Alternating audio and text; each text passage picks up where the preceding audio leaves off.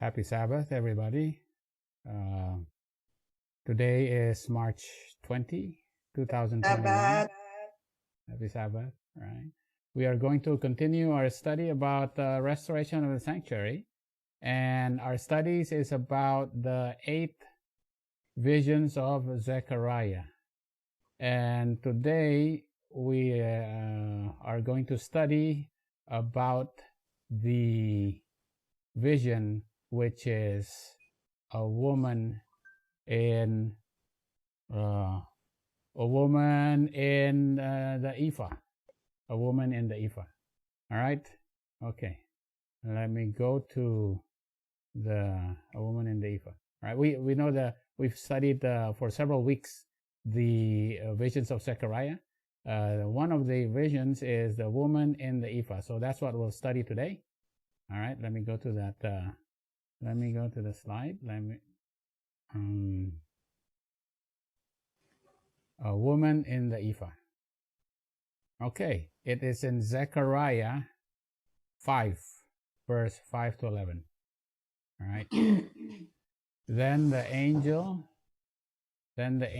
that talked with me went forth and said unto me, Lift up now thine eyes and see what is this that goeth forth.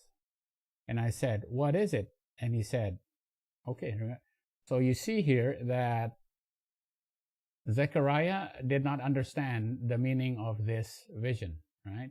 There are other visions that also, when we go through those 8 visions, we see that several of them, he does not know what meaning of the vision. And the vision of the flying roll, it's the angel that asked him, what's the meaning of this? All right. And in the one about Joshua and the angel, he didn't even ask what the meaning was. What the meaning was, because he probably understood what it meant, right? Even as he was seeing it. But this one, he says, "What is it?" And he said, "This is an ephah that goeth forth." He said, "Moreover, this is their resemblance through all the earth." Okay, so the ephah, or this parable, is a resemblance of what is going on the earth. And behold, there was lifted up a talent of lead, and this is a woman that sitteth in the midst of the ephah. All right, there's a talent of lead, right? And there's a woman that sitteth in the midst of the ephah. And he said, this is wickedness. All right, the woman is wickedness. And he cast it into the midst of the ephah. All right, so the talent of lead, he cast it in the midst of the ephah, and he cast the weight of lead upon the mouth thereof. Then lifted I up mine eyes and looked, and behold, there came out 2 women. All right, and there came out 2 women, and the wind was in their wings, for they had wings like the wings of a stork. And they lifted up the ephah between the earth and the heaven. Then said I to the angel that talked with me, Whether do these bear the ephah? Where are you going to take this ephah? Right? Where is it that you're going to take the ephah? And he said unto me, To build it an house in the land of Shinar. Right? And it shall be established and sent forth, and set there upon her base. Okay? All right. Okay. Obviously, this is a parable. Okay. This is a parable. All right. What is this parable talking about? What it is referring to? We have to understand, because remember, all these visions are related to the admonition of Zechariah to encourage God's people to continue to rebuild the temple. Okay? So we have to see this in the big picture of the connection between this parable and the restoration of the temple. Okay? All right? Because that has to happen in our time. All right? So let's see. Okay. Obviously, All right. There's a woman in the ephah. An ephah is a I guess it's a basket. It's a big basket. It's a bushel, right? Right. And there's also a talent of lead that is put into. I have that talent of lead. It is put into. Right. It is put into that ephah. All right. Okay. And what happens to that? To that ephah with the woman and a talent of lead? It's taken by two angels that flies and brings that ephah where? To the land of Shinar. Where's the land of Shinar? To Babylon. To establish its place there. Right? Okay. All right. What does this mean? There has to be a meaning, you know. So this woman who is wickedness is found in Jerusalem, you know, in the land of Israel, and then it says, okay, you got to bring this woman back to Babylon, because they just came out of Babylon, right? But this woman has to be returned to Babylon, so to speak, right? Why? This woman is in an ephah, this ephah is weighted down with lead. And there's two angels that brings this ephah back to Babylon to establish its house in Babylon. Okay, what does this mean? All right. Okay, is there anything about a woman of wickedness in the story of the restoration of the temple during the time of, I'm giving you a clue here, during the time of Zerubbabel, Zechariah and Haggai, Ezra and Nehemiah? Where are the stories of some women that have to be separated from Judah? So they can be returned to their strange land, all right, in a connection with the restoration of the temple. All right. Okay. Is it actually in Ezra 9? Remember, Ezra went back. He called his brothers, the Levites, and also called the Nethinims to go back to Jerusalem, and they set up the services back in Jerusalem, and they arrived in Jerusalem on the first day of the 5th month, right? And then the Artaxerxes decree went forth and became valid in the autumn of 457 BC during the time of Ezra, right? Okay, the thing about it is, in Ezra 9, then there's a report that comes to Ezra, right? Okay, let's read it. And when these things were done, the princes came to him, saying, the people of Israel and the priests and the Levites have not separated themselves from the people of the lands, doing according to their abominations, even the Canaanites, Hittites, Perizzites, Jebusites, Ammonites, Moabites, Egyptians, and the Amorites. For they have taken of their daughters for themselves and for their sons, so that the holy seed have mingled themselves with the people of those lands. Yea, the hands of the princes and rulers have been chief in this trespass. All right? So our children have now married, and they have intermarried with heathen women. All right? These heathen women. And when I heard this thing, I rent my garments and my mantle and plucked off the hair of my head and of my beard and sat down astonished. Then were assembled unto me every one that trembled at the words of God of Israel, because of the transgression of those that had been carried away. We have been carried away to Babylon, and now we come out of Babylon, and now what we do? What do? We mingle again with heathen women, right? And I sat astonished until the evening sacrifice, right? So Ezra says, oh, this is a big problem, right? We had already come out of Babylon. And now we're taking, heathenism and mingling with heathenism, even though we already came out of Babylon. No, this is not the plan. This cannot be the plan of God. Okay? And we continue here. So then he said, we have to remember what has happened. You can read it here. I'm gonna, you can read this here. You can read Ezra 9 verse 10 to 15. The summary is like this. He says, we have remembered the history of our people, right? We come out of Babylon as a remnant, right? Also, the children, our forefathers came out of Egypt, right? And what did they do before they went into, what did they do when they went into Canaan? God told them, do not mingle with the heathen. Do not let your sons and daughters marry the heathen. What do you have to do, as a matter of fact? You have to kill them all, right? You cannot mingle with them. You have to kill them all, right? When you get to the to Canaan. So Ezra was remembering a history, right? This is what happened. We came out of Egypt, and then God told us, do not mingle with the heathen. And then we mingled with the heathen.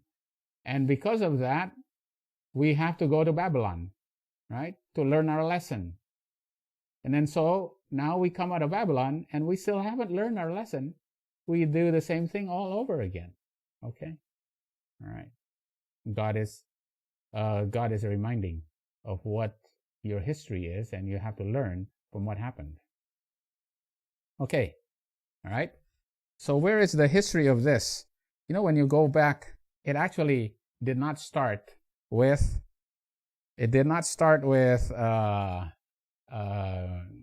just the Hebrews, all right?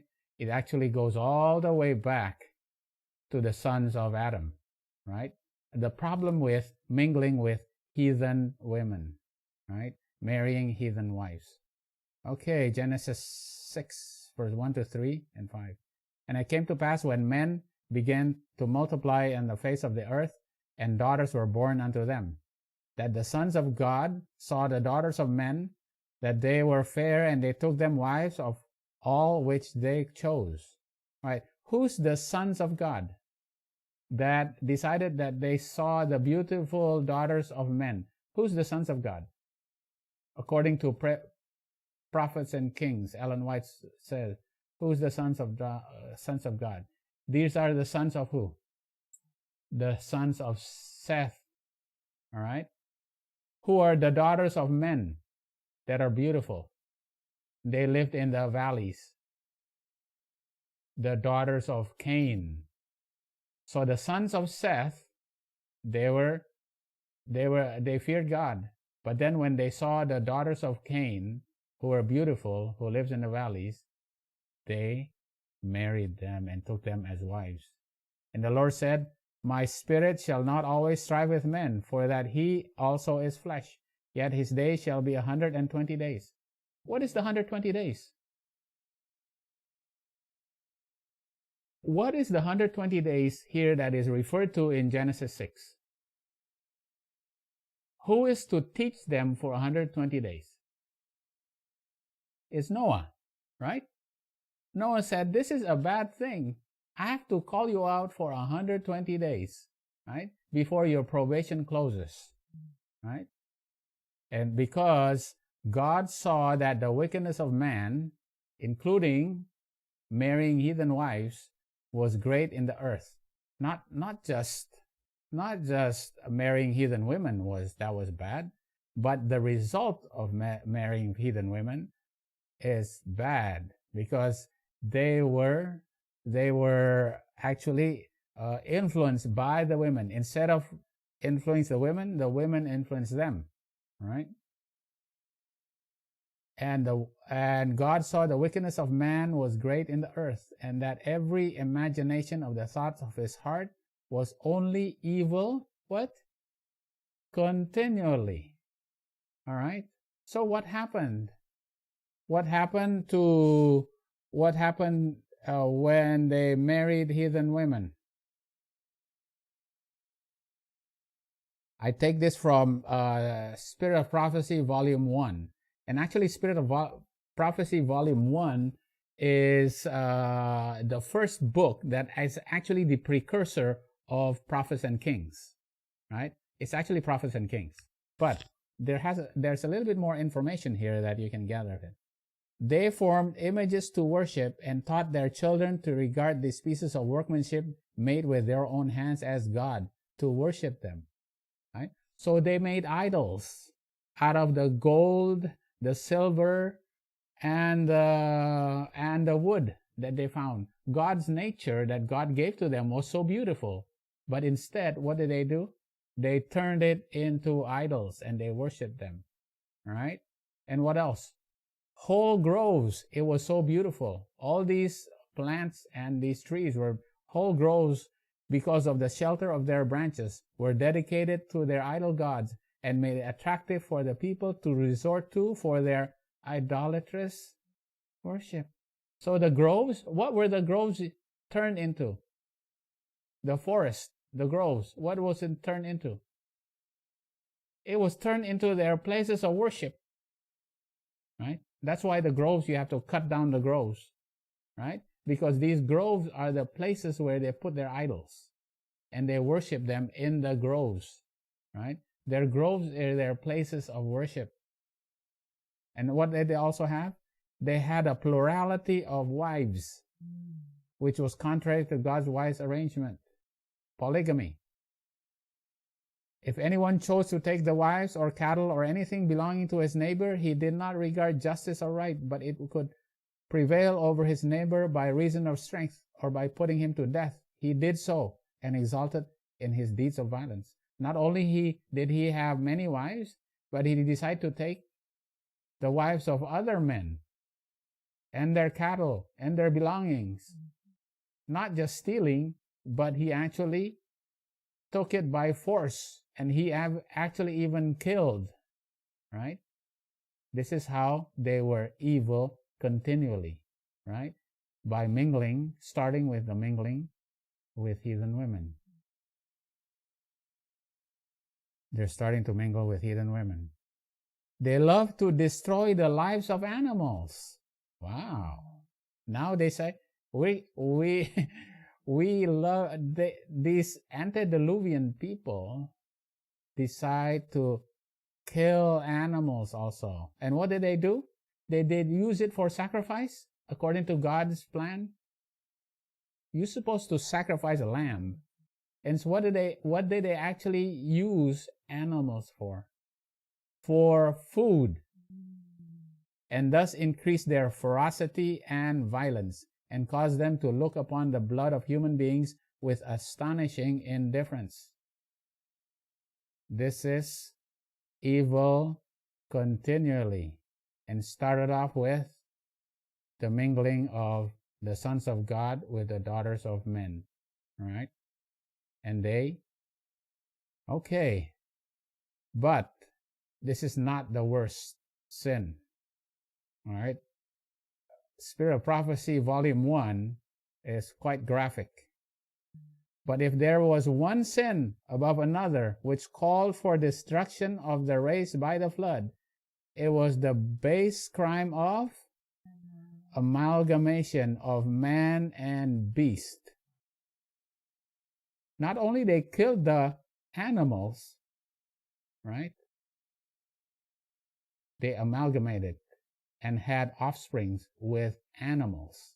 This is amazing. It is the one sin which was above all the most abominable, right? Which defaced, why? Because it defaced the image of God. You no longer know the image of God, and it caused what? Confusion everywhere. You look at these offspring, what? This is confusion. This is not the image of God. Because what is the image of God? Male and female. He created male and female according to the image of God, right? Because Eve was begotten out of Adam, and all their children was born of Eve, correct? That's the image of God. Jesus is begotten out of the Father, and God created Adam through Jesus, right? That's the image of God.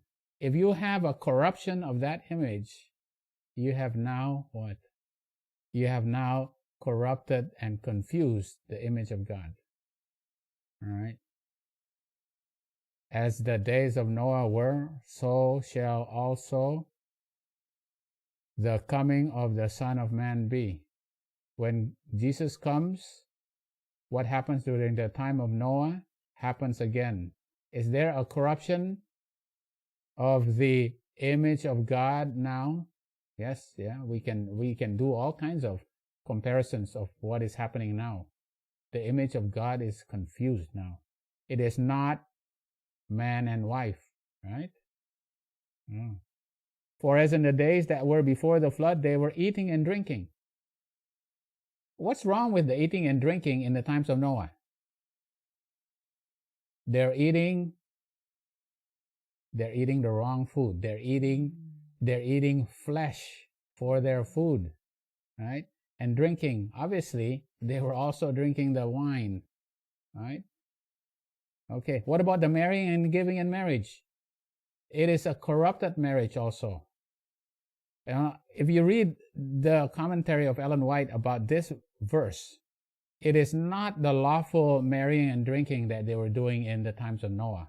It's the unlawful. What were they doing? They were marrying daughters of, wives of other men, right? This is they're committing adultery, right? And they were taking the possessions, the daughters of other men by force, okay? Yeah. All right. This is a result of the result of mingling with heathen women. All right. Okay. All right. So this is what Zechariah was referring to, right? Remember Moses told us, when you come out of Egypt and you go back to the land where I have promised your forefather Abraham that you are going to inherit. Make sure you kill all the Hittites, the Girgashites, the Amorites, the Canaanites, Perizzites, Hivites, Jebusites, right? And what else do you do?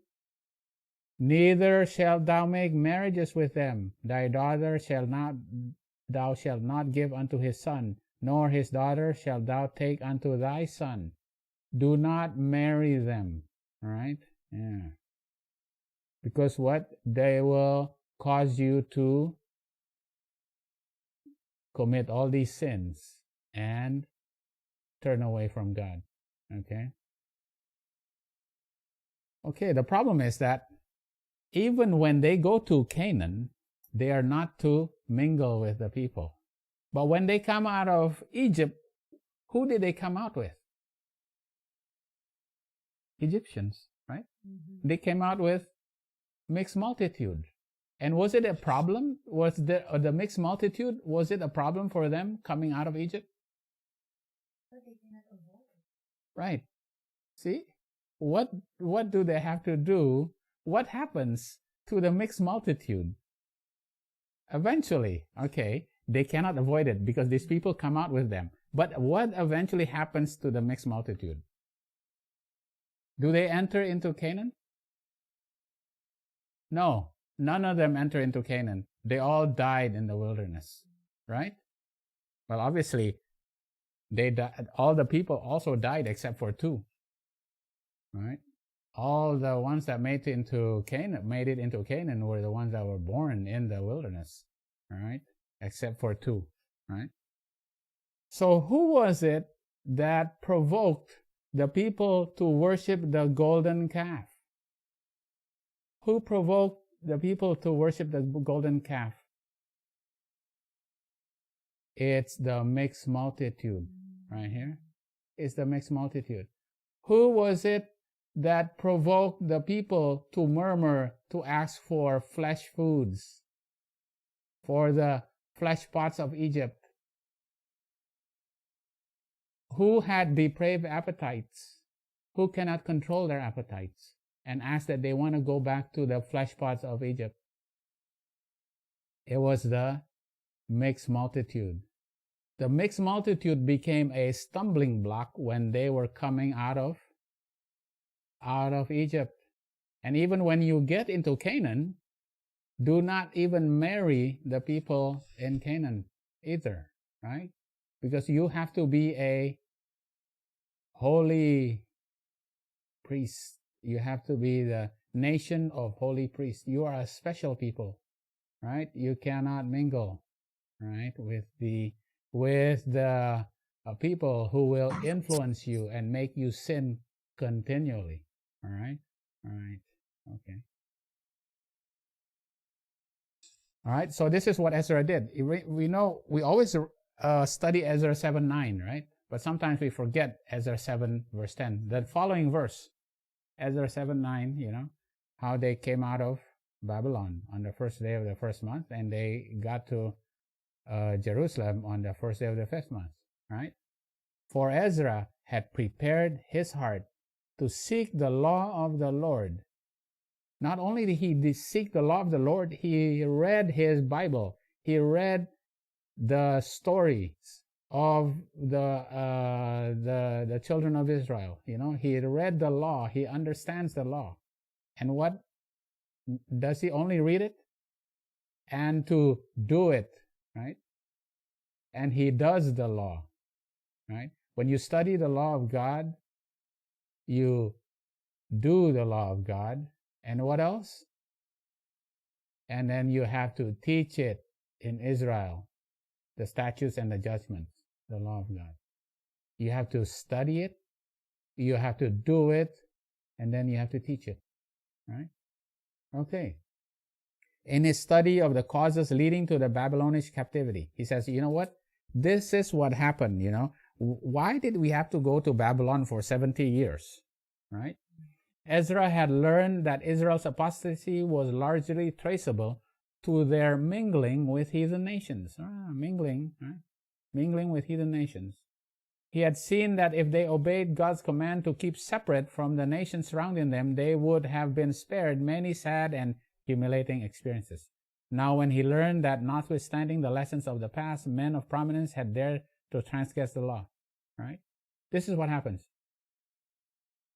You have to remember what happened in history. So Ezra read the Bible, read the law of God, read the book, and he understood it. And then he said he had to do it, right? He had to follow it. And then he had to teach the people. So now he has to teach the people, right? He was so, right? He was overwhelmed with righteous indignation and with grief at their ingratitude. You already brought us out of Babylon. And this is what you do now to God? You marry heathen women, right? It's not the women itself, but it is the actual women, right? The influence that they will have on you is what caused your forefathers to have fallen, right? Yeah. Okay. So what did he have? What did Ezra do? He gathered all the men of Judah and Benjamin together in Jerusalem within 3 days. It was the 9th month on the 20th day of the month. And all the people sat in the street of the house of God, trembling because of this matter, for the great rain. And Ezra the priest stood up and said unto them, Ye have transgressed, and have taken strange wives, right? Ye have taken strange wives, to increase the trespass of Israel. Now you have married these heathen women. Now therefore, make confession unto the Lord God of your fathers, and do his pleasure, and separate yourself from the people of the land and from the strange wives. You have to divorce these strange wives. Then all the congregation answered and said with a loud voice, as thou hast said, so must we do. Right? Your strange wives coming out of Egypt was your stumbling block. Do not marry strange wives when you get to Canaan. What do you do if you already married the heathen women? What do you have to do? You have to divorce them. Wow. If you want to be a kingdom of holy priests, if you want to restore your holy soul temple, you cannot be unequally yoked with strange wives. You cannot adopt the mysterious heathen error and confusion of Babylon. Right? This is what it means. Right? Okay. Now my question is, why?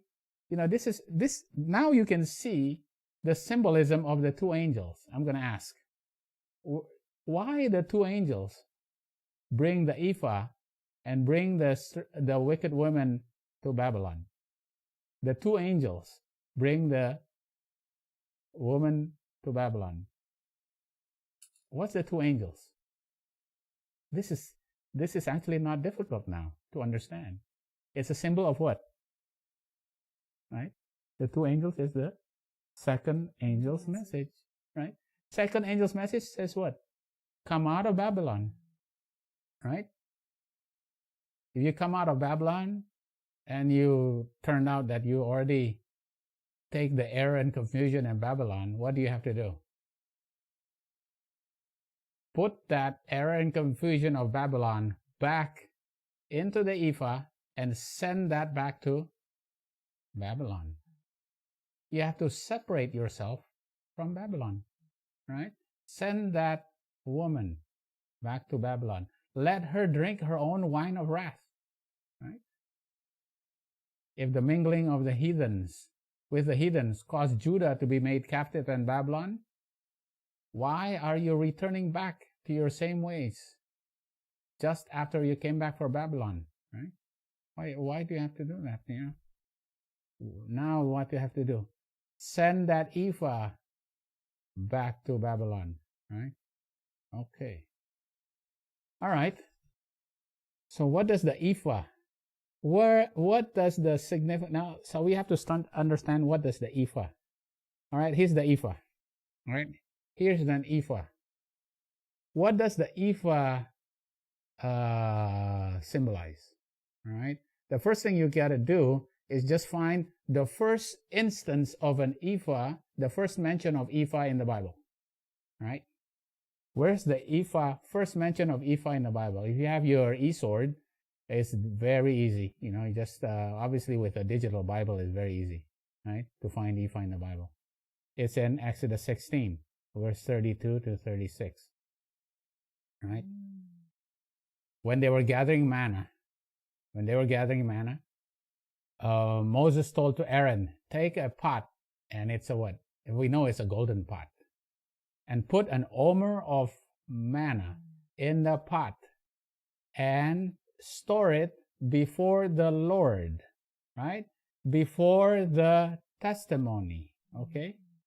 Where is the golden pot stored in? In the most holy place, before the Lord, before the testimony. What's the testimony? The law of God, right? It's inside the ark, the golden pot of manna. And the golden pot of manna is 1 omer. That's the unit, measurement of a 1 unit. And 1 omer is what? 1/10 of an ephah. All right? It's 1/10 of an ephah. Okay? So it's a unit of measurement, and it's the golden pot contained it contained the manna, and it was 1/10 1/10 the size of an ephah. Okay, so here we go. Here's the most holy place veil opened, and we see the ark of the testimony, and inside of it is the testimonies and the golden pot of manna, which is 1 omer, which is 1/10 of an ephah. It's a measurement, okay? All right. And obviously we know there's also what? The rod of Aaron. And also in the most holy place is the censer. And also we know there's the law of Moses also hidden there, right? In there. Okay. Okay, so what does it mean 1/10 of an ephah? Where do you also find 1/10 of an ephah? Why 1/10? Why 1/10? Absolutely. It's a tithing. It's a tithing. All right. Okay. When the Levites were chosen, right? The Levites were chosen to work in the temple. How were they sustained? How did they sustain their livelihood? Through what is called the first tithe, right? 1/10 of what the people have, they have to the increase, they have to give it to the Levites. That's the tithing. It belongs to the Levites. Now there's a second tithe, right? The second tithe is for the offerings, right? Here's the offerings. And if you want to make a sin offering, what do you bring in addition to, if you are rich enough, if you're prominent enough, and that you're a ruler, you bring a ram. If you're the high priest, you bring a bullock. But if you're a regular person, you bring 2 turtle doves or young pigeons. But if you're even poorer than the poor, what do you bring? You bring 1/10 part of an ephah of fine flour for a sin offering, right? 1/10 part of, so this is your offering, 1/10, right? Because it's also like a tithing, right? The second tithe is also your offerings. And this is a sin offering, okay? And Leviticus 6, verse 19 to 23, right? The 1/10 part of an ephah of fine flour is also given as a meat offering. So it's as an offering. It's an offering. So remember, it's a tithing, right? It's a part of your offerings to God. Okay? All right. All right, we go to Leviticus 19. Ye shall do no unrighteousness in judgment, in meat yard, in weight, or in measure. Just balances, just weights, a just ephah. All right? So when you're buying and selling and you're weighing your produce or the things that you're selling, you have to weigh them. Right? It has to be just. Right? It has to be honest. Because what do people do? They put some lead in their weights, right? So now they can trick or undercut their customers, right? They make their weight unbalanced, so now they don't have to sell as much, right? So you use, what do you use? You use lead. Yeah. So these things are a type of, when you are doing commerce, you use an ephah also to weigh, right? To weigh, for weighing. And you have to be just in, you have to be correct. You cannot cheat your customers, right? Yeah. All right. What does it mean to weigh and measure? It is to judge, right? It's to judge, right? So the woman in the ephah is being judged, and it is found to be wicked, right? It's found to be wicked. When you are being weighed, you are being judged. An ephah is also a unit of measurement. It's to judge you. And this woman is weighed. Okay? All right. And what about the lead? We know sometimes people use lead to become crooked merchants, right? Yeah, because their weights are not honest. Okay? Lead. What is lead? Right? Lead is a metal, right? It's a cheap metal that is very heavy, right? And it causes people use it for multiple different things. But what is lead being used for? We have to go to the Bible, right? We have to do line upon line, precept upon precept, and find in the Bible where lead is used. Where is lead used in the Bible? Okay, obviously it's used in Zechariah. Is used to weigh down the ephah that the woman that was taken to Babylon with. But what is lead used in the Bible? Ezekiel 22. And the word of the Lord came unto me, saying, Son of man, the house of Israel is to me become dross. All they are brass, tin, iron, and lead. Dross is what? Is the cheap metal. It's not the silver, it's not the gold, right? All this cheap metal that is, when you mine this metal, you're looking for silver and gold. But mix in silver and metal, the precious metals, you find dross, right? The cheap metal that you really don't want. Yeah? And the cheap metal is brass, tin, iron, and lead. Yeah? This is the dross, right? Lead is dross. Lead is cheap metal that contaminates the pure gold, right? You do not want to be mingled with cheap metal, which is lead. And what happens to cheap lead or metal? Exodus 15 verse 10. Thou didst blow with thy wind. The sea covered what? The Egyptians. When we came out of Egypt, what happens to the Egyptians? They sank as lead in the mighty waters, right? Yeah. So when you are weighed in the balances and you're found to be wicked, what happens to you?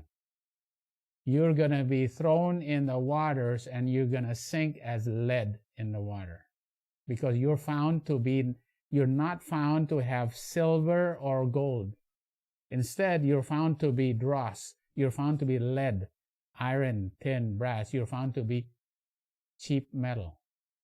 And cheap metal is used to sink you when you are weighed in the balances, right? Okay. I can't help it to see. So God was, every time we study this, when the people of Israel was coming out of Egypt and they got to the Red Sea, right? They were able to go through the Red Sea because God let an east wind open the waters. So the east wind helped the people of Israel to go through the waters, made them dry so they can pass through, right? To escape from the Egyptians, right? So the east wind helped God's people during the time of trouble, right? But what happens? The east wind also is the one that trapped the Egyptians such that they sank as lead in the ocean, right? In the mighty waters, right? So the east wind, we'll get back to that. The east wind helps God's people, but also punishes the enemies of God that are judged and found to be lead and dross. They're found to be cheap metal. They're not silver and gold, right? They're found to be cheap metal, and they will sink like the Egyptians that sank, right? Okay. Psalms 119, verse 8, right? Thou hast trodden down all them that err from thy statutes, and their deceit is falsehood. Thou puttest away all the wicked of the earth like dross. Okay, so if dross is to silver, all right, here you go, that's silver. Silver is separated from the dross. Look at all this dross. Okay? See, that's dross. That's cheap metal. It has to be separated. How? To burn it. Okay, if dross is to silver, then what is to wheat? What is to wheat if dross is to silver? Okay, I'll give you a chance to answer. What is to wheat? You know, we are to be with the wheat, right?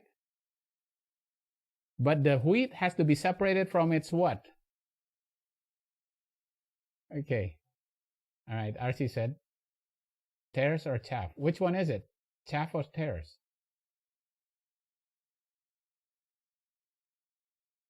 Which one is it? Tares. Okay. All right, here we go. See, it has to be burned to be able to be, right? Yeah, because it's a part of it. It has to be burned. It has to be separated. It has been a part of, the gold was mingled with the dross. So it has to be burned, right? So it's got to be chaff. Why? Because the chaff was the old, you know, the old dry covering. It was part of the wheat, right? That is useless now. Who wants to have the chaff? You know, it has to be put in a threshing hole. It has to be beaten. Just the silver has to be what? The silver has to be burned. The wheat has to be beaten so that the chaff will separate from it, right? All right. So that's why. So dross is to silver as chaff is to wheat. There you go. Here's the chaff separated from the wheat. All right. Okay. Psalms 1. The ungodly are not so, but are like the chaff which the wind driveth away. So remember, in the old days, you know, obviously back home, you know, after the wheat is beaten, right? What do? You throw it up in the air. So what will happen? The wind will come and take away the chaff that is not heavy, right? It is not heavy. It's cheap, right? Yeah. The wind will drive it away. Therefore, the ungodly shall not stand in the judgment, right? The judgment is the threshing floor, right? The wind, right? That separates it. The burning of the dross to separate the dross from the silver, right? Okay. All right. Remember, and obviously we know this, right? Matthew 3, verse 11 and 12, right? So this is talking about indeed, right? This is talking about John the Baptist and Jesus, right? I indeed baptize you with water unto repentance, but he that cometh after me is mightier than I, right? Whose shoes I am not worthy to bear. He shall baptize you with the Holy Ghost and with fire. He'll baptize you with fire. Whose fan is in the hand. He will thoroughly purge his floor and gather his wheat into the garner, right? But then what will happen? And then he will burn up the chaff with unquenchable fire. So first, what does he have to do? He has to separate the wheat from the what? From the tares, right? The wheat has to be separated from the tares. Then it's taken into the garner, right? It's taken into the barn, so to speak. And then there has to be a threshing floor there. Then the wheat has to be beaten so that it will be separated from the chaff. And it's separated by wind. right? And then the chaff is gathered, and what happens to the chaff? It's burned. The chaff is burned, right? Okay. All right, Daniel 2. Thou sawest still that a stone was cut out with thy hands, which smote the image upon his feet that were of iron and gold. Oh, we're going to go back to Daniel 2. Iron and clay, and break them to pieces, right? The iron, the clay, the brass, the silver, and the gold were broken to pieces together and became like chaff. These kingdoms are all broken, and they become like chaff of the summer threshing floors, and the wind carried them away, that no place was found for them. And the stone that smote the image became a great mountain and filled the whole earth.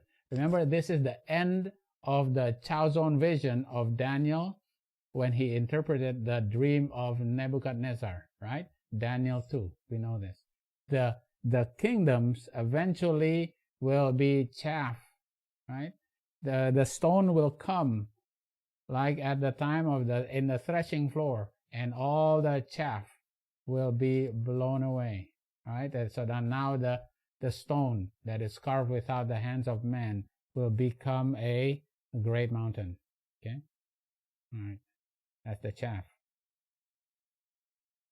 Right? But we also see the chaff has to be separated and burned, right? After the wheat is separated from the tares. And that's Matthew 13, right? Right? Matthew 13 is the tares. The tares have to be separated from the wheat. Okay? Who's separated first? Who's separated from who? Who's separated from who? It's the tares that is bound up first, correct? The tares is bound up first, and then what happens? And then the wheat is bound up next, right? The tares have to be bound up first when it's the time for the harvest. They have to be let to grow together until the time of the harvest, okay? So we have that's the chaff, right? Until the time of the harvest, the tares have to be bound up first. The tares have to be separated first from the wheat. And then the wheat is gathered and bound up and taken into the garner so that it can put on the threshing floor and then beaten so that the chaff can be separated with the wind, and then the chaff will be burned, right? So now you have a wheat, you have the pure wheat, okay? All right, so we have to put this in prophetic lines, okay? All right? All right, we have to put it into the prophetic lines here, all right? We did this, I'm using the same line that we did from past few weeks, right? This is the line of Jesus down here, right? This is the Passover, Garden of Gethsemane, midnight cry, and obviously Jesus' resurrection, okay? And this is also, they were living in this time, they were living the parable of the 10 virgins, right? That time that Peter, John, and James were sleeping, right? And they had to be wakened up by Jesus at midnight because Judas had come to betray Jesus, right? At midnight they had to be awoken, right? So this is the story of, they were living the parable of the 10 virgins, right? The disciples were, right? And this is repeated to the very letter in the time of the Millerites, right? It has been during the time of Jesus, and for us, it has been done in the time of the Millerites, right? There was a disappointment, the first disappointment, and there was a tarrying time, and there was a midnight, and there's when Samuel Snow gave his message in Boston, and also he gave it again twice at the Exeter camp meeting, on August 15, right? Okay. And October 22, 1844 is when Hiram Essen then understood the meaning of the sanctuary being cleansed, right? Okay. We know this is also, we can see this after the Sunday law. This line is also repeated after Sunday law during the Jacob's time of trouble. We see a midnight and a midnight cry, right? And then Jesus coming, right? This is repeated in the time of the 7 plagues, but it is also repeated in our time right now. It's being repeated right now, right? Because we understood that the first day of the first month is when you have to come out of Babylon, and for us, it's the first angel's message and the second angel's message is combined in the fourth angel's message. And that is the Revelation 18 angel comes down. Revelation 18, 1-3 is fulfilled when the buildings in New York fall down. Right? Verses 5-7 is fulfilled when the balls of fire come down. Right? And then we see that is the vision of the natural. Right? And also, all this happens before the Sunday law. Okay? All right. So so in our time here, we got a big blank right here, okay? This is where we're living. When are the tares separated from the wheat? And when is the chaff separated from the wheat? Okay. I'm going to ask you, all right? We're going to have to do this. Let me thin down this line a little bit so I can put this quote from Ellen White in Signs of the Times, October 23, 1879. There have been and always will be tares among the wheat. And the tares are the who? The foolish virgins. Okay, here are the foolish virgins. These are the tares. With the wise. The wise are the wheat. Okay, they have the oil here. Okay. This is the tares, and this is the wheat. This is the foolish and the wise. Right? Okay, what is Ellen White doing? She's doing line upon line. Right? Because she's comparing this with the what? With the story of Judas. There was a covetous Judas in the church Christ from on earth. And there will be Judases in the church in every stage of her history. The first church was what? His 12 disciples. And Judas was the what? The tares. And who were the what? Who were the wise virgins? Who were the wheat? The other 11 disciples, right? Judas was the tares. So when was the tares first removed from the wheat? When was the harvest? Remember, the tares are supposed to be separated from the wheat. Let them grow until the harvest. When is the harvest? Is this the harvest right here? No, this is not the harvest, right? The harvest is actually much sooner than that, right? When is the harvest? The harvest is your close of probation. When is their close of probation? When is the harvest for Judas? When did he close his probation? We know this, we've done this many times, right? When did he close his probation? Right here. Way before midnight.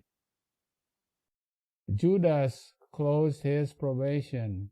The tares were being separated from the wheat. He had to be bound up first. He was bound up first. And then the wheat were bound. Okay. So now we see the tares are going to be bound up first in our timeline here during the tarrying time here. Okay. My question is, when will the chaff be put to the threshing floor and be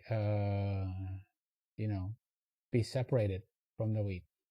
Okay, in this timeline, when is the chaff taken and separated from the wheat? When is the chaff? All right. Okay. When is the chaff separated, and why? What is the chaff? The chaff is the old dry covering of the wheat. Right? Your old dry covering has to be separated from you, so that now you can have the righteousness of Christ. Your old filthy rags has to be taken off of you. That old dry covering has to be taken off, right? So it's not difficult for us to see that the chaff has to be taken off here, right? The wheat are separated from the tares. The tares are bound first, and then the wheat will be bound.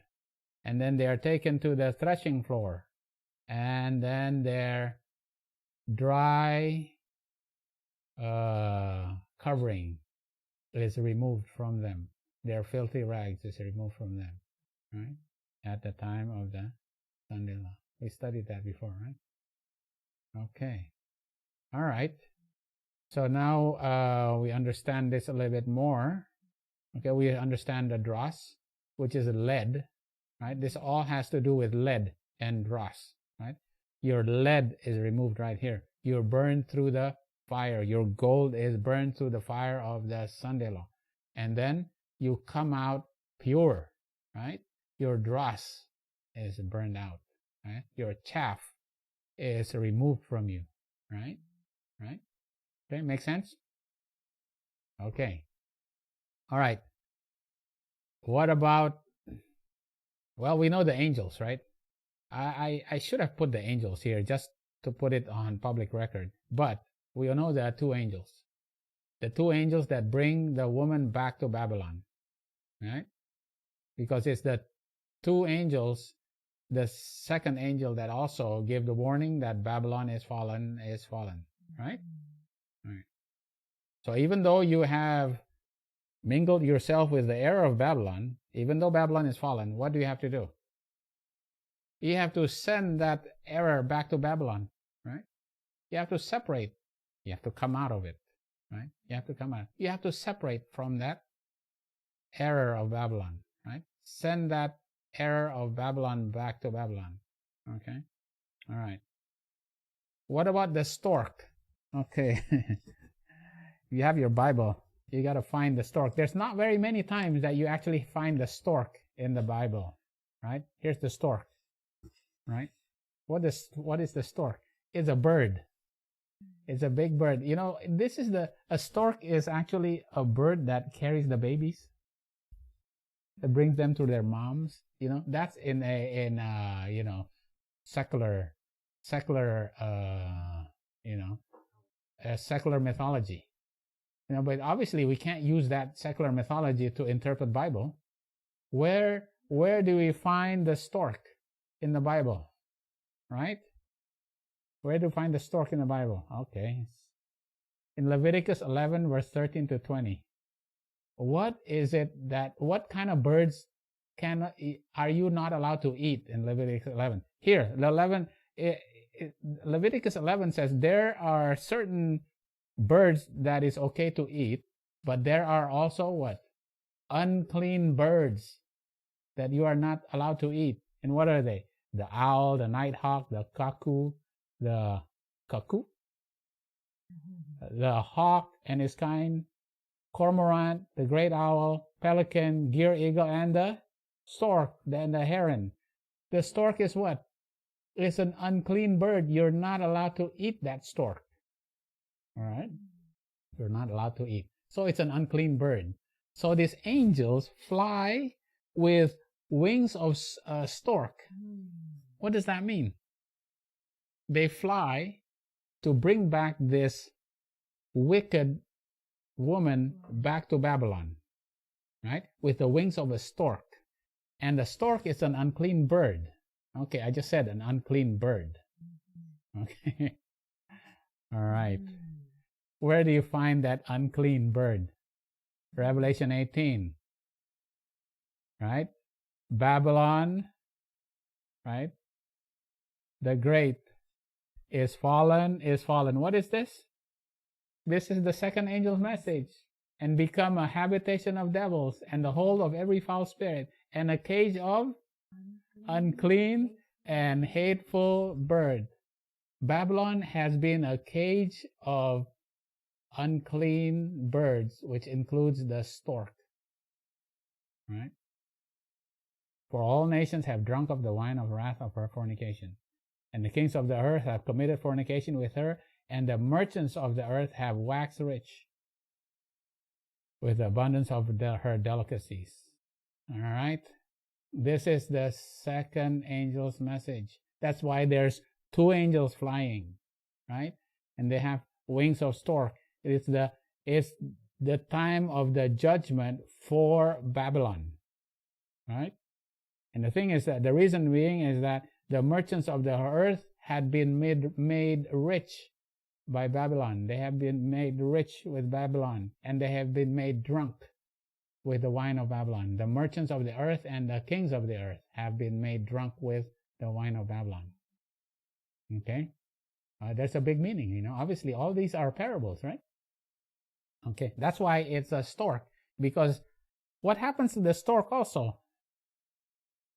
All right, Jeremiah says, yea, the stork in the heaven knoweth her appointed times. And the turtle and the crane and the swallow, all these are the unclean and abominable animals, right? These abominable animals, what? They observe the time of their coming. But my people know not the judgment of the Lord. Oh my. You know, the world that doesn't even know God knows that there's a big thing coming up. The end of time is close, and a lot of them are buying country properties. It's being, you know, the price of land in Tennessee and Arkansas and North Carolina is going up. Why? All these people know, oh boy, you know, something bad is going to happen. We better go to the country. All right? But what about my people? They know not the judgment of the Lord. The stork, right? The unclean birds, they know the hour of the judgment. They know the hour of their coming. They know the seasons. But God's people do not know the seasons, right? The stork also represents Satan? The stork actually is the unclean bird, but it also represents the world, right? Right? The world that is coming to judgment, right? They know their judgment. They know so this is the woman in the ephah, that is wickedness, is bringing this woman back to Babylon for her judgment. It is her judgment because the stork knows her judgment, right? It's bringing the woman back to Babylon, to Shinar, the land of Shinar, right? It's the judgment of the woman. Okay. All right. So I'm going to I specifically underline what highlighted the merchants, right? The merchants that have become rich because of Babylon the Great. Babylon the Great has fallen, and the merchants have become rich with her because of her economy, and also have been made drunk because of her doctrine, right? Because of her wine, right? Ezekiel 27. Tarshish was thy merchant by reasons of the multitude of all kinds of riches, with silver, iron, tin, and lead. Wow. So what do? They became rich with all kinds of metals, not only precious metals, but also cheap metal. Cheap metal is lead. But the merchants have become rich, right? Merchants rich in the commerce of all kinds of metals, right? They are all grievous revolters, walking with slanderers. They are brass and iron. They are all corrupters. The bellows are burned. The lead is consumed of the fire. So what has to be done with lead, the cheap metal? It is to be burnt, right? Dross has to be burnt, has to be separated away from the silver. The founder melteth in vain, for the wicked are not plucked away. Reprobate silver shall men call them. Right? It is because the Lord has rejected them.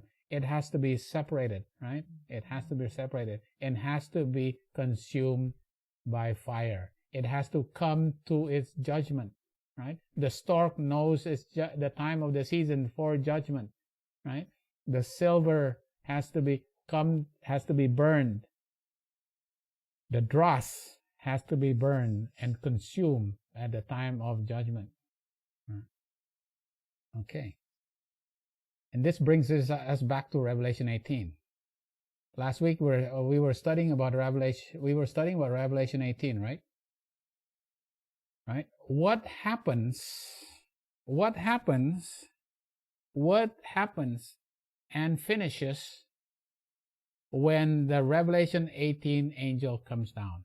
What is finished when the Revelation 18 angel is come down? Okay, somebody want to answer me. This is kind of a hard question, but we already started. What finishes when Revelation 18 angel comes down? What finishes? The fifth, what? The fifth seal, right?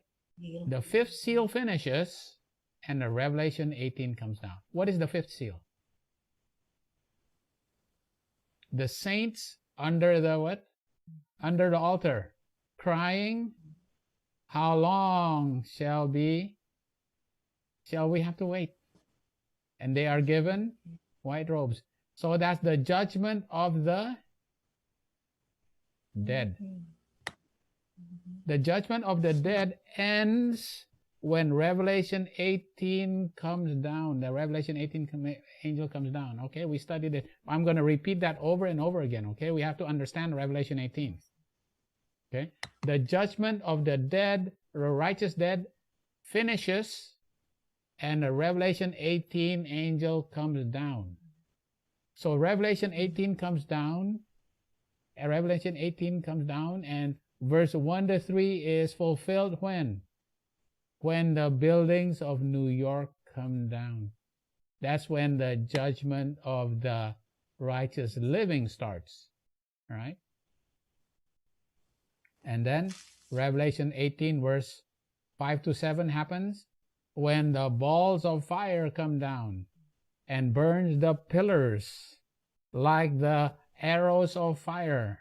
And this is related to the burning of Nashville, right?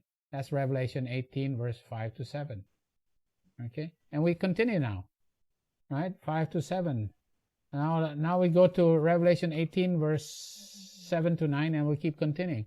We eventually study Revelation 18, right? Studying the book of Zechariah leads us to the study of the book of Revelation, because the book of Zechariah has 8 visions, and in these visions are the templates for the book of Revelation. You study the book of Zechariah, you eventually are led to the book of Revelation, right? Revelation 18 verse 7 to 9. How much she has glorified herself and lived deliciously. So much torment and sorrow give her. For she saith in her heart, I sit a queen and am no widow, and shall see no sorrow. Who's this? Who is this? This is Babylon, right? I'm not going to be a widow. I want my daughters back. I want my daughters back, right? I do not want to be in sorrow. I want my daughters back. Therefore shall her plagues come in one day, death and mourning and famine, and she shall be utterly burned with fire. Her judgment, her executive judgment will come, and she will be burned with fire. For strong is the Lord God who judgeth her. And the kings of the earth who have committed fornication and lived deliciously with her shall what? They will cry for her and lament for her, right? They will cry and lament for her when they shall see the smoke of her burning. So what do? Do they burn with her? No. They're standing afar off. And what do they see? Oh, she's burning over there. And what do? They cry and lament for her. Even though they were made rich by her, and they have drunk of her wine, and they were made drunk with her wine. But now they said, okay, no, we don't want anything to do with her. She's burning. Right? They are going to be crying and lamenting and wailing of her from afar off. Right? Okay. We continue Revelation. This is the merchants and the kings, right? Right. So if Babylon is symbolized prophetically as the what? Obviously the false church, which is prophetically is called what? The beast. Right? The merchants and the kings are called what? The dragon. Is the dragon. The dragon has become rich because of the relationship, the unlawful relationship between the dragon and the beast. Now that the beast is going to be burned, the dragon is going to be wailing and crying. What? Because they feel sorry for her? No. Okay. I just said no. Why? All right.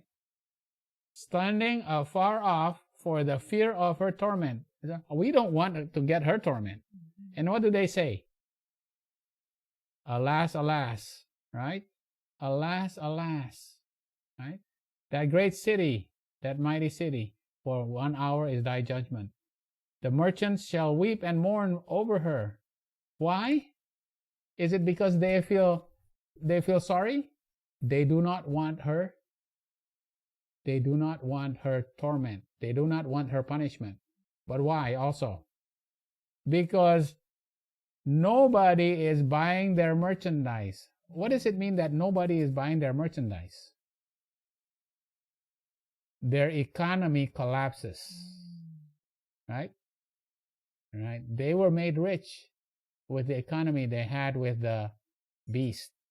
And now the dragon power, it says, oh, nobody's buying our riches anymore. Our economy has collapsed. And what were they dealing with? What was their economy? Gold, silver, precious stone, pearls, fine, all these precious wood, brass, iron, marble, cinnamon, flour, wine, oil, fine flour, wheat, beasts, sheep, horses, chariots, and what? Slaves, and the what? The souls of men. They were what? They were profiting from the souls of men. They were buying and selling the souls of men. Souls of men were lost because of their relationship, right, with the beast. Right? They were profiting from the souls of men. All right. Okay. They were made rich by her. And then what do? They stand far off for the fear of her torment. And they don't want to get her torment. And they're weeping and wailing, and they said, alas, alas. Right? They saw the smoking of her burning. And it says, what happens to this great city? And they sigh, alas, alas. How many times they cry, alas, alas? 3 times. Alas, alas, alas, alas, alas, alas. And G3759 is alas, alas, is called OI. OI is the same word for what? It's the same word of woe. Revelation 18, right? They say, alas, alas, 3 times. There's 3 woes, right?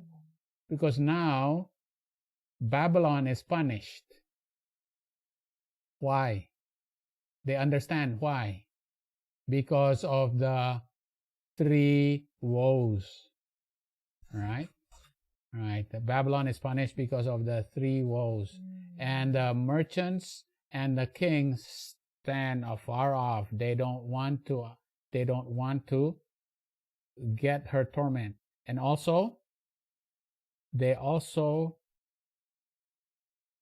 crying because their economy collapsed. Right? Okay. Right? So this is the judgment of that woman. The judgment of Babylon. All right, we continue. Revelation 18, right? We eventually will go through the whole of Revelation 18 here. Rejoice over her, thou heaven, and ye holy apostles and prophets, for God hath avenged you on her. Right?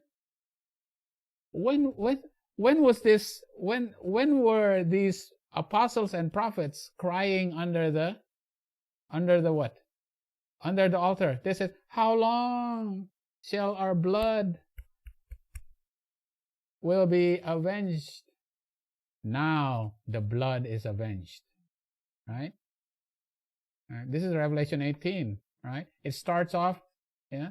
This is the judgment of the living. Okay, it started off with actually the righteous living. Right? It started off, but at the end here, now the saints, the holy apostles and the prophets, right, that had been crying under the altar. That's Revelation 6. That's the 5th seal that's opened, right? Now they are avenged. Their blood is avenged. And a mighty angel took up a stone like a great millstone and cast it into the sea, right? So a great millstone that is cast into the sea is like what? That we just said is a type of what? Is type of lead. What happens to this lead? Thus with violence shall the great city be thrown down and shall be found no more. Right? So this millstone is wrapped around the neck of Babylon and is thrown into the sea, and Babylon sinks like what? Like lead, because it's heavy. Okay, but why is the symbolism of the great millstone? What is millstone used for? What do you use millstone use? What is millstone used for? To grind what? To grind wheat, to make it into what? To grind meat into making flour, right? To grind wheat to make into flour, right? So now there's no more millstone, right? There's no more millstone, because that millstone is thrown into the waters, and it made Babylon sink like lead. There's no more grinding of wheat to flour, right? Because all those people who are wicked remain wicked. There's no more turning wheat into flour. All right. What about here? The voice of harpers and musicians and pipes and trumpeters. What about harpers? What about the singers here? Remember Daniel 3? Who called the people to worship the golden statue? Daniel 3, right? The musicians that blew the sound of the cornet, flute, harp, sackbut, psaltery, dulcimer, and all kinds of music, calling them to worship the statue, right? Right? The statue that was built by King Nebuchadnezzar, right? No more No more worshiping the statue. That's done, right? There shall be no more call to worship anymore, right? No craftsman or craft. What's craftsman and craft? Remember, the book of Daniel and the book of Revelation is one book, right? Craftsman and craft. How does Rome do its politics? And his power shall be mighty, not by his own power. He shall destroy wonderfully, and he shall prosper and practice, and destroy the mighty and the holy people. And through his policy, also he shall cause craft to prosper in his hand. No more politics. No more politics with the kings of the earth. That's his craft. That's the craft of the papacy. To make deals, to make the kings and merchants of the earth rich. Right? No more. Right? And the sound of the millstone shall be heard no more. No more grinding of wheat to flour. Those who are holy are already holy. Those who are wicked will remain wicked. Right? And the voice and the bridegroom shall be heard no more. There's no more what? There's no more marriage. Because why? None of them are actually invited to the marriage. And those who do not have the white robe of righteousness, what happens to them? They're cast out into the darkness where there is gnashing of teeth. Right? There's no more marriage. Okay? And in her was found the blood of prophets and saints and all that were slain upon the earth. The blood of prophets and saints. These are the prophets and saints that have been martyred and been crying in Revelation 6. They've been crying how long? And now they are avenged in Revelation 18. All right? Okay. Wow. All right. Lots of meaning. Now we're understanding Revelation 18 a little bit better, right? Wow. And now we go to the woes. Right? Okay, where are we? Our time. Okay. And Moses stretched out his wind over the sea, and the Lord caused the sea to go back with a strong east wind. And we know this. We did this. Is the east wind that blew and separated the Red Sea. Huh? And the kings were assembled and passed together, and they saw it, and they marveled. And they troubled and hasted away. And fear took a hold upon them, and pain as a woman in travail. Thou breakest the ships of Tarshish with the east wind. Right? The kings and the merchants of Tarshish is broken by the east wind. It takes down their economy, and they are wailing, and they are crying. Right? Okay. And the east wind is also symbolizes as the woes. Right? Alas, alas. Right? The first woe is what? The first woe is Arabian Islam attacking the military power of the papacy, which is the Byzantine Empire. Okay, that's the first woe. Right? God is using the east wind. God is using Islam. God is using Arabian Islam to attack the army of the papacy, which is Byzantine Empire. That's the first woe. Right? What's the second woe? Turkish Islam attacking the Holy Roman Empire, the army of the papacy. Right? What's the third woe? It's modern Islam attacking the military power of modern Rome. Who's the military power of modern Rome? Who's going to make the whole world worship the beast? United States. The third woe is Islam attacking the military power of the papacy. Right? It's consistent. It's the same thing. It's not difficult to understand who is the east wind or the woes. Alas, alas. What brings down the economy? Right? Okay. All right. Now the last part here We have to understand. Okay, we're just going to do this last part.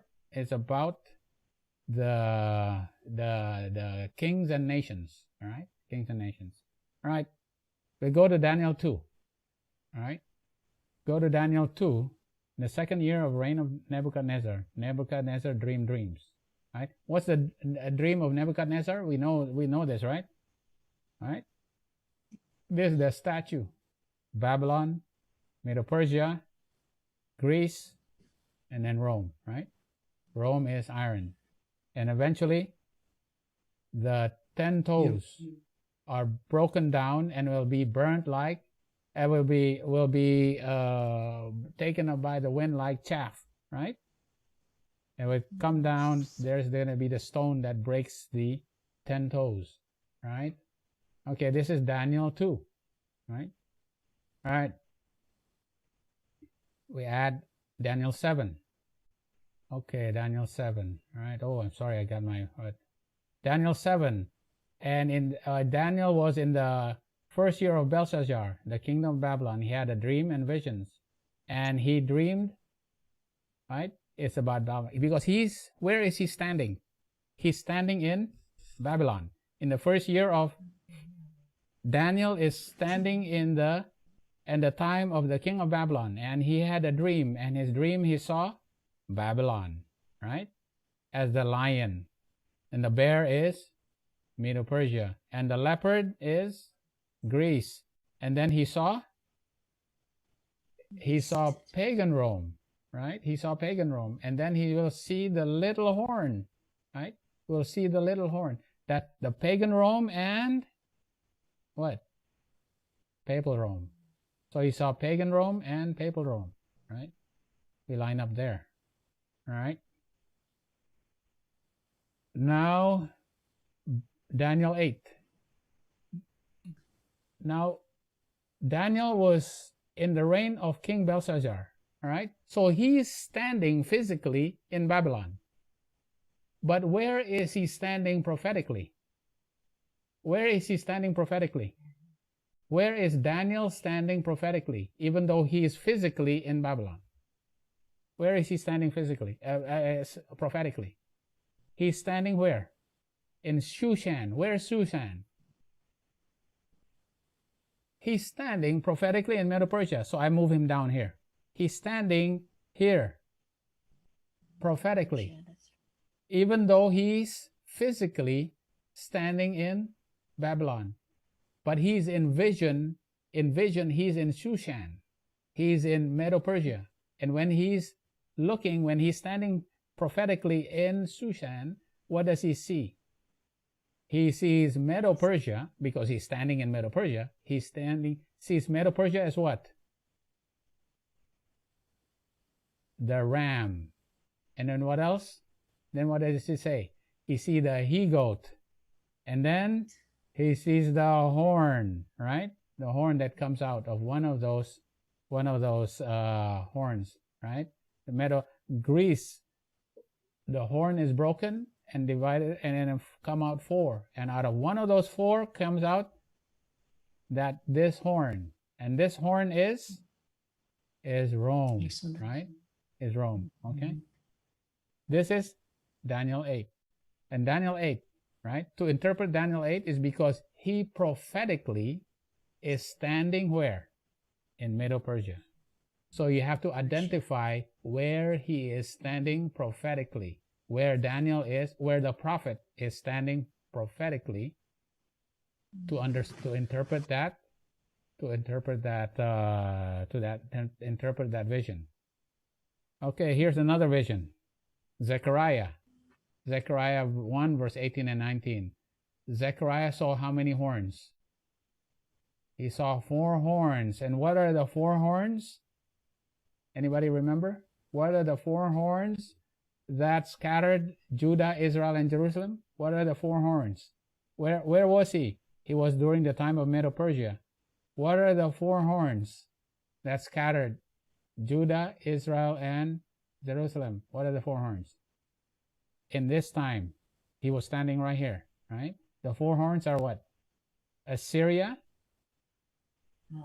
Egypt, Babylon, and Medo-Persia. 4 horns. Assyria, Egypt, Babylon, and Medo-Persia. And where is he standing? Physically and prophetically, he's standing in the time of Medo-Persia. All right? Okay. What about Revelations 13? Remember, the book of Daniel is the same book as is one book with the book of Revelation, right? And Zechariah is the template for Revelation. All right? So when John saw the beast that comes out of the sea, where was he standing? Where was he standing? And I stood upon the sand of the sea. Where was he standing? He was standing on the land. He was actually standing on what? The beach. He was standing on land. Was he standing in the water? No, he was standing on the beach, on the sand of the sea. He was standing at the beach. So where was he standing? Prophetically. I put him down here. At the time of who? Was he standing in these time periods? No. He's standing on the land. Because out of that land comes what? The other beast that comes out of the earth. He was standing in the time of America. Right? He was standing in the time of the United States. This is Revelation 13. And what did he see? A beast that was coming out of the sea. And what else does he see? A beast that have 2 horns like a lamb and spake like a dragon. This is the United States. So where was he standing? He was standing in the time of America here.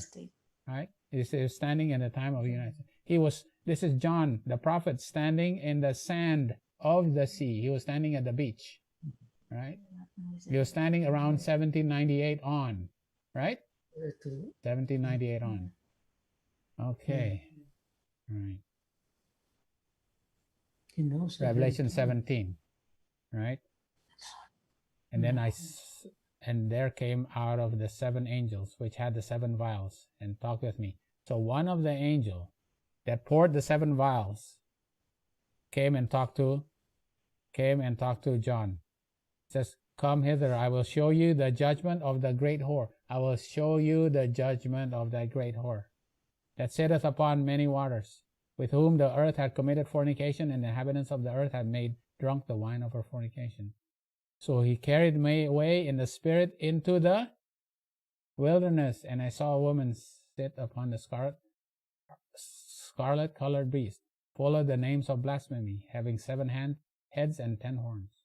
And the woman was arrayed in purple and scarlet color, and decked with gold and precious stones and pearls, having a golden cup in her hand full of abominations and filthiness of her fornication. And we know this picture. We know this picture very well, right? And this is the woman having the golden cup in her hand full of abomination and filthiness. And she sits on a scarlet-colored beast, right? Having seven heads and 10 horns. And upon her forehead was a name written, Mystery Babylon the Great, the mother of harlots and abominations of the earth. And I saw the woman drunken with the blood of saints, and with the blood of the martyrs of Jesus. And when I saw her, I wondered with great admiration. And the angel said unto me, Where's this thou marvels? I will tell thee the mystery of this woman and the beast. Here's the beast that carried her, that has 7 heads and 10 horns. I'm going to tell you the mystery, right? This is a mystery. You are going to understand this, right? There's going to be the mystery. And the mystery is solved with a riddle, actually, right? The riddle is in verse 8, right? But the clues to the riddle is given in Revelation 17. Here are the clues. Okay. Before we get to the clues, look at this woman here, right? It's the great whore that sits upon many waters, right? This is the woman of Zechariah. The woman sits in an ephah that resembles the earth, right? This one has a cup of abomination and filthiness of her fornication. This one is called wickedness. The harlot's forehead is represented the mystery religion of Babylon. The woman in the ephah is returned to her house, establishes her base in the land of Shinar. So you understand who this one is? It's the same woman, right? It's the same woman. All right. So how do you solve this mystery? How do you solve this riddle? All right. Here are the clues. I'm going to give you the clues. I'm going to select the verses that have the clues. All right. I'm going to tell you the mystery of the woman and the beast. Right. The 7 heads are 7 mountains. Okay, I got 7 mountains. Right. I got 7 mountains. The 7 heads are 7 mountains. Right. And the 10 horns are 10 here kings. Okay, here are the kings. The 10 horns are the 10 kings, which receive no kingdom yet, but receive power as kings 1 hour with the beast. Okay. And he said unto me, the waters. What are the waters here? People, multitudes, nations, and tongues. Right? And the women which thou sawest is the great city. This is the great city that sits on 7 mountains and controls the 10 kings. Right? Who rules over the people, multitudes, nations, and tongues. All right. Okay, my question is, you obviously know what the answer is. Who is this, right? Okay. But the thing about it is, when you go, this is very, very interesting, because when you go on the internet and find the people's interpretation of who do you say the woman is, right? And what do the people say? What city on earth of a great nation that controls other nations is built on 7 hills or seven mountains, 7 hills, all right? Besides Rome, I'm going to ask you, besides Rome, because people will say, okay, this city of this great nation, right, is built on 7 hills. All right. Which city do people say this woman represents? And it's built on 7 hills, right? Number 1, Washington, D.C. Washington, D.C. is built on Capitol Hill, Meridian Hill, Floral Hills, Forest Hills, Hillbrook, Hillcrest, and Knox Hill. Washington, D.C., the United States controls a lot of nations, a lot of people, and it's built on 7 hills. All right. What's another city that is built on 7 hills? Obviously, we know it's Rome. What's another city that's a famous city that is built on 7 hills? Jerusalem, right? Jerusalem. Athens, Greece. There's another one. Moscow is built on 7 hills. All right? Wow. Okay. All right, here's our last slide. So he carried me away in the spirit into the wilderness. Right? So when you are going to identify where John is, right? He's in the wilderness. Where's the wilderness? Is the wilderness in the ocean? No, it's on dry land, in the wilderness. And then what did he see? The woman was drunken. Was the woman drinking the blood of the saints? Was the woman persecuting, or is now the woman drunk already? The woman is already drunk. So the woman has finished persecuting. And how long does the woman persecute? 1260. So this is after the 1260 because the woman is already drunk. And the beast that come out of was and is not and shall ascend into the bottom, right? That beast, that first beast used to be powerful. But right now, as I am seeing this from the wilderness, the woman that is drinking, that's already drunk, that had been drinking and is now drunk, and this beast is now, does not have any more power. It used to have power, it does not have any power now, and in the future will again have power. Okay, my question is, where is John standing now in Revelation 17? Where is he standing now? He's standing in the wilderness. He's standing after the woman is already drunk. And he's standing where this beast has no more power. Where it used to have power and now does not have power. In the future will have power again. Where is John standing? Where is John standing now? Prophetically. Where is John standing?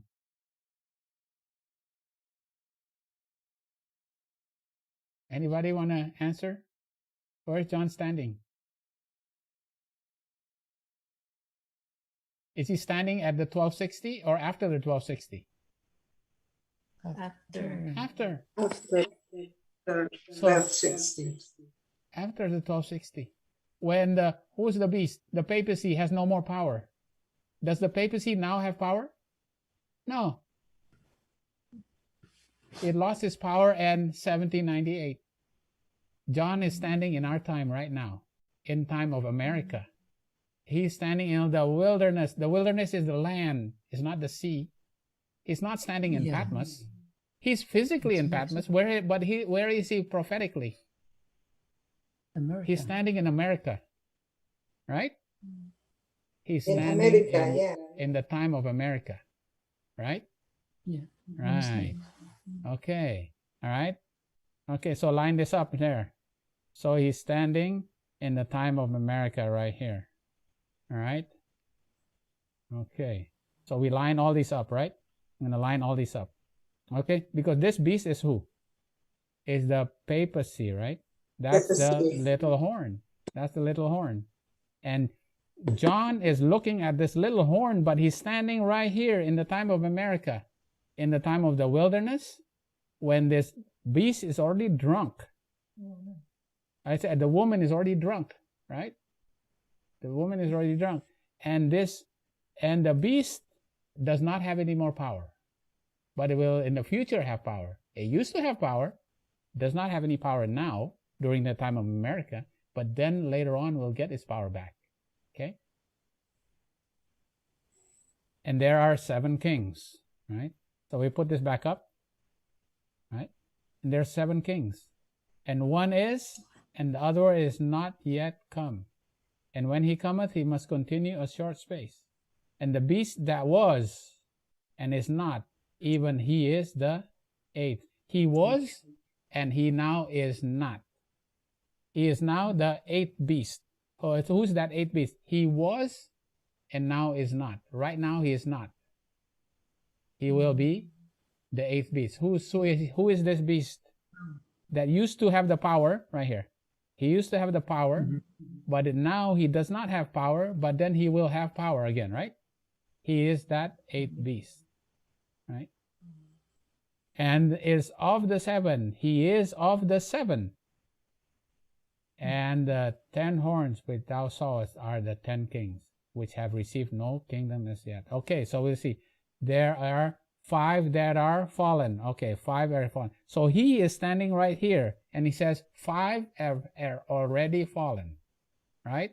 He's standing at the time of America. America is standing, right? This beast is not fallen yet. He's America. 5 that are fallen, what? Papacy, right?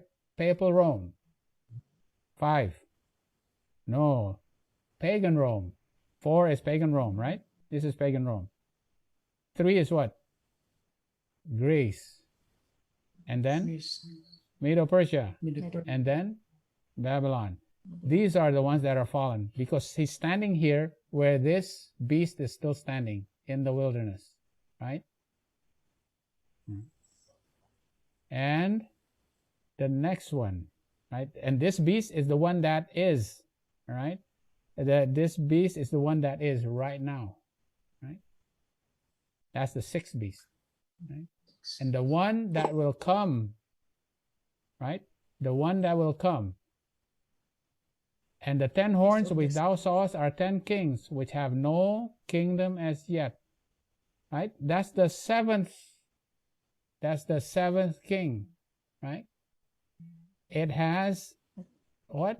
It has 10 horns. Now, what are the 10 horns now? What are the 10 horns? So The 10 what? the 10 The 10 toes.